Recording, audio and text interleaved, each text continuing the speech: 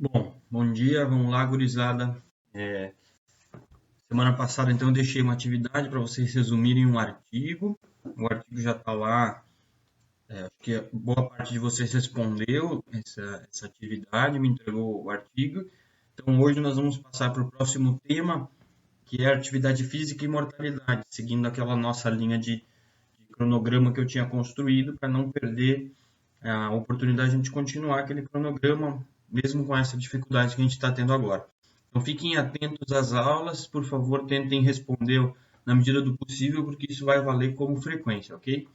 Quando a gente fala em atividade física e mortalidade, nós temos que lembrar que mortalidade é um efeito global que está relacionado à presença de doenças ou não. Então, pode ser um efeito de um acidente, de um homicídio, assim como eu passei para vocês em alguns slides anteriores, que as principais causas de morte, quais eram e assim por diante. E existe aí uma teoria que não é tão recente, que indica que a atividade física bem elaborada, em determinada dose, tem uma relação muito forte com a redução do risco para essa mortalidade. Vamos tentar entender. Então, para começar, vamos explorar o que tem de conhecimento nessa área desde que surgiu, desde o início. Um dos primeiros estudos de atividade física e saúde foi relacionando a atividade física com mortalidade. Esse primeiro estudo foi realizado lá em 1953, eu acho até que eu já comentei com vocês, e mostrou a diferença entre os trabalhadores que estavam relacionados a um mecanismo de transporte urbano e comparou os motoristas e os cobradores. Naquela época, os cobradores eles andavam e os motoristas ficavam o dia inteiro sentados. Logo em seguida, os próximos estudos tentaram fazer um acompanhamento um pouco maior dessa atividade física e dessa mortalidade. Ao invés de simplesmente comparar um efeito, eles acompanharam os sujeitos por um determinado tempo. E um dos estudos clássicos foi desse autor Pfaffenberger, que ele é da alunos que são egressos da universidade. Lá eles chamam esse tipo de estudo de alumni. O estudo alumni, então, ele acompanha os estudantes egressos da universidade ao longo da vida e vai fazendo questionamentos acerca da saúde, da economia e informações para saber como esse sujeito está se saindo na vida.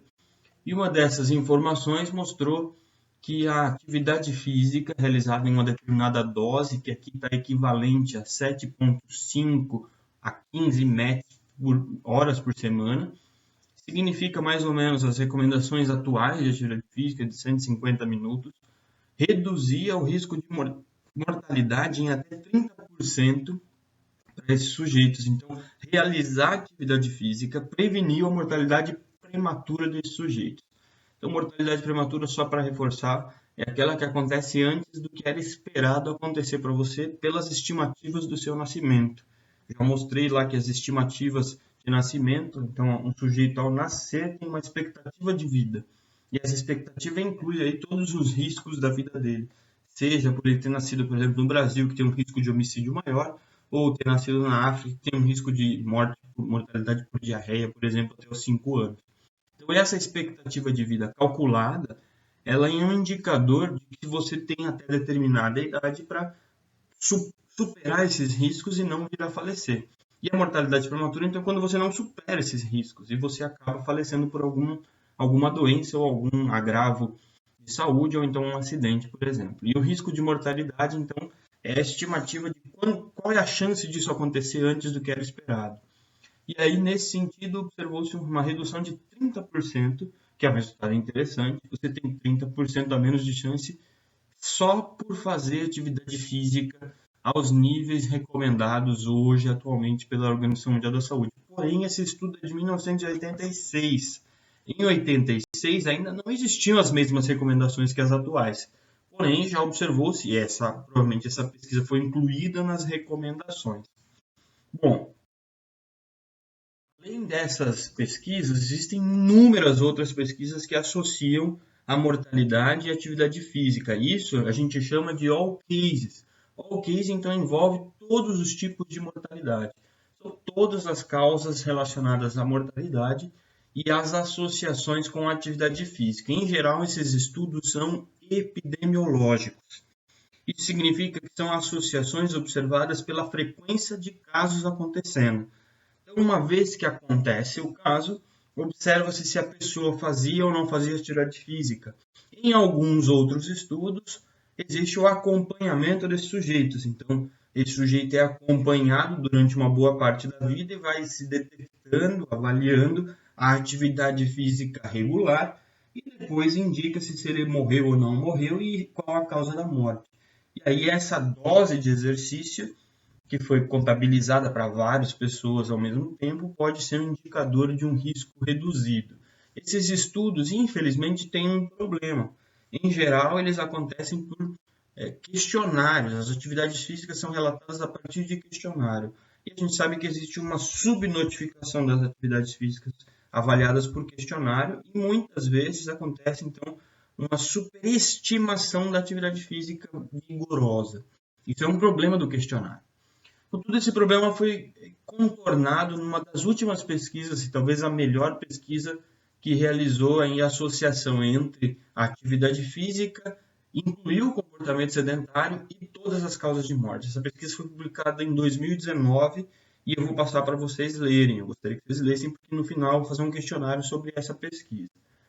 Em contrapartida, lá em 2015, uma publicação bem interessante mostrou que a atividade física, do jeito que a gente tem avaliado epidemiologicamente, pode não comprovar os efeitos na mortalidade. Isso porque existem genes que estão associados à atividade física que também estão associados ao risco reduzido de mortalidade.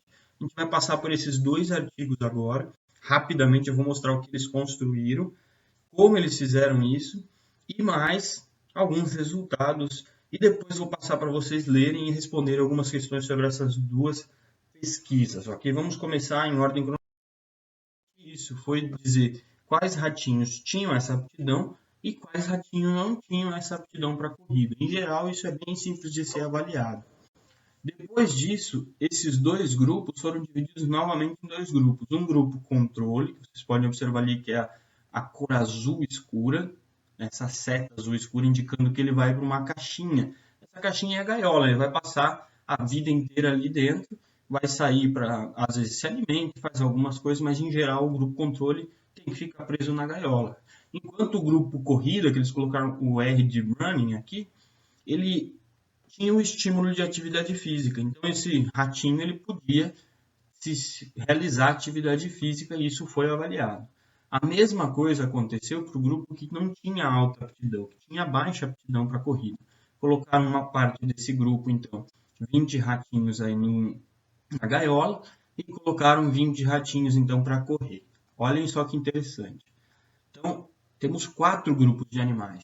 2 grupos aptos, 2 grupos não aptos, um grupo controle para o apto, um grupo corrida para o apto, um grupo controle para o não apto e um grupo corrida para o não apto. São 4 grupos até simples de entender. E aí depois eles avaliaram o quê? Avaliaram o nível de atividade física, que é essa primeira figura logo abaixo do desenho, a letra D. Então, quanto ativos os ratinhos foram, é claro que eles eram diferentes, porque 2 grupos não tinham à disposição essa roda para corrida, então eles tinham que se locomover dentro da caixa, que acontece, é normal e dá para mensurar isso. Também mensuraram o ganho de peso ao longo dos meses, mensuraram o quanto que esses ratinhos se alimentaram, então o quanto eles tinham de consumo, uma vez que eles deixam disponível a quantidade de ração, eles conseguiam mensurar quanto de ração sobrava e assim por diante. E a distância percorrida, geralmente por mês aqui de atividade física. Então, eles avaliaram essas informações e mais, acompanharam esses ratinhos, que não é muito comum esse tipo de estudo, acompanharam esses ratinhos até todos os ratinhos morrerem. Isso é interessante. A vida de um ratinho, em geral, aí demora de 2 a 3 anos, se não me engano, para ele morrer. Então, o ratinho nasceu no experimento e foi acompanhado durante a vida toda, provavelmente, assim, da aquisição do rato, porque o rato é comprado quando se faz esse tipo de pesquisa. Então, eles acompanharam esses 4 grupos que tinham atividades diferentes, que eram grupos com aptidões e atividades diferentes. Que resultado? Vamos lá ver.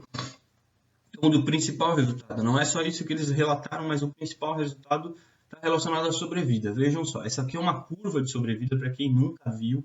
Então, está relacionado ao percentual, a chance que o sujeito tem de sobreviver em determinada quantidade de tempo. Então, vejam que as linhas são cores diferentes que estão relacionadas com os 4 grupos anteriores. Então, o grupo azul escuro foi o grupo que teve a chance de sobreviver maior. Vejam que ele chega aqui, ó, até os 40, 42 meses. Então, ele tem uma chance aqui de 10% de sobrevivência em 40, 42 meses. Isso é interessante, porque esse grupo não é o ativo. É o grupo apto, porém é o grupo controle, que não fez tanta atividade física. E aí, o que isso demonstra para nós? Que houve diferença entre esse grupo e o grupo que fez atividade física. O grupo que fez atividade física, que correu na rodinha, ele teve uma sobrevida de 26,4 meses, enquanto esse grupo teve uma sobrevida de 31,5 meses. Isso é interessante. O primeiro resultado que a gente observa é que o grupo que mais viveu foi o grupo que não fez atividade física. Isso foi contraditório com as pesquisas até então. A segunda outra informação interessante é que esse mesmo grupo controle foi diferente do grupo que também que também era controle, que não fazia atividade física, mas ele era baixa aptidão e ele viveu mais do que baixa aptidão. Então essas duas diferenças nos dizem algumas respostas legais, mas vamos ver uma terceira diferença que aconteceu. Os dois grupos de baixa aptidão também foram diferentes. E aí, neste caso, novamente, parece que o grupo que fez atividade física teve uma sobrevida menor. Vejam bem. Então, ser apto e não fazer atividade física foi o grupo que mais sobreviveu.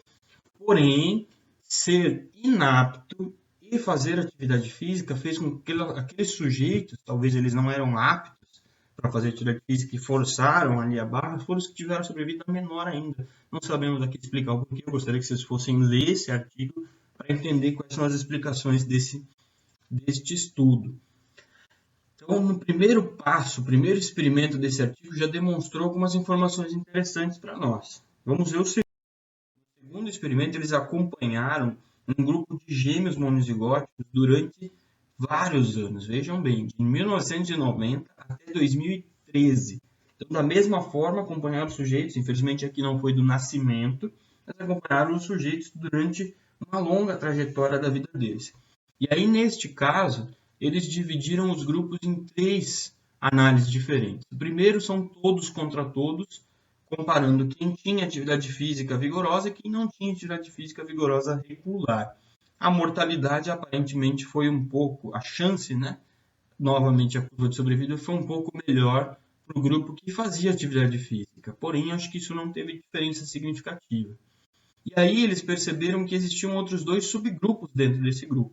O primeiro, a letra B, representa pares de gêmeos dizigóticos, ou seja, aqueles que não são parecidos, que não são gêmeos idênticos, 134 pares, que eles eram discordantes para atividade física. O que significa isso? Que um dos irmãos ele fazia atividade física e o outro não. Isso, atividade física regular, ok?